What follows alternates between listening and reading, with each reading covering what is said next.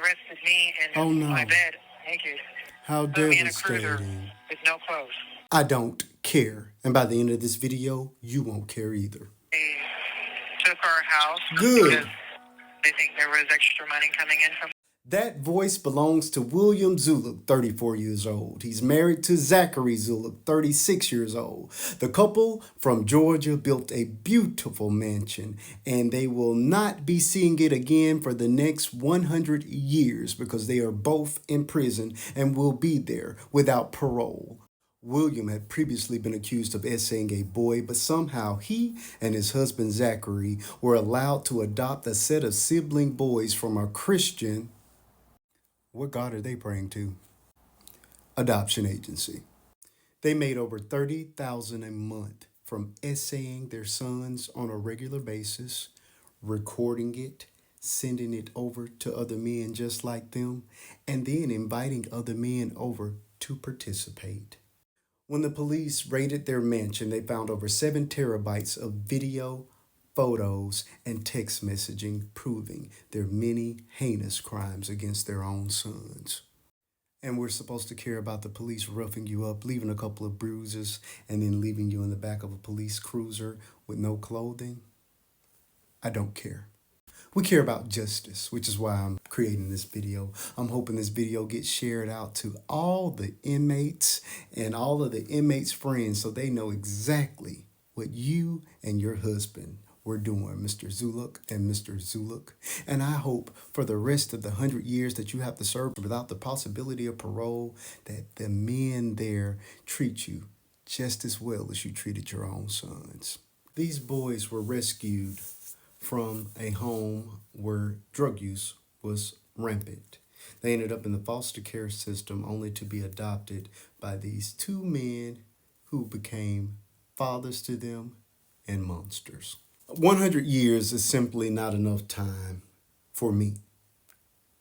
I kind of feel like when you do a crime as heinous as this, that the same thing you did to those people should be done to you on a regular basis.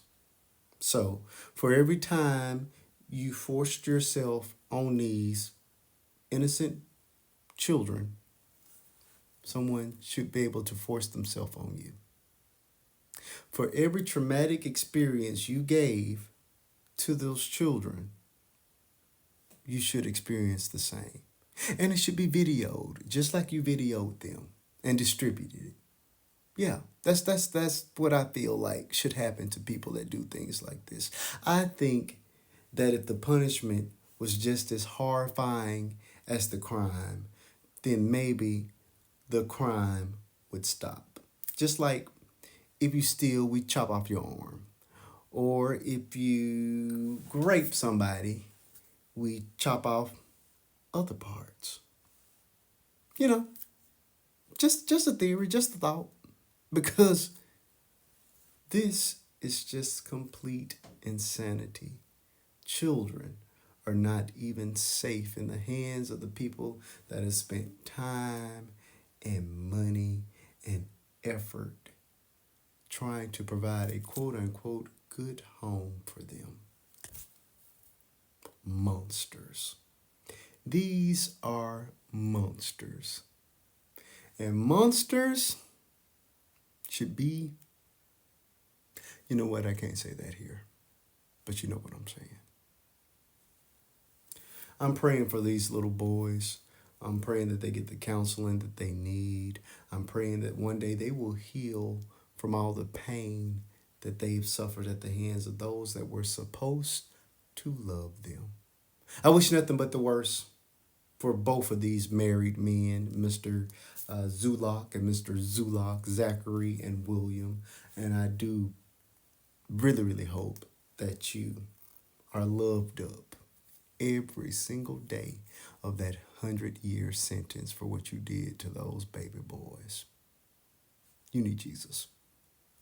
I'd like to hear from you guys in the comments section. What do you guys think about the adoption process and how easy it was for these monsters to get access and be able to adopt these innocent boys? Drop it down in the comments. This is Conversations and Comments. Thank you. I'm your host, Marquise.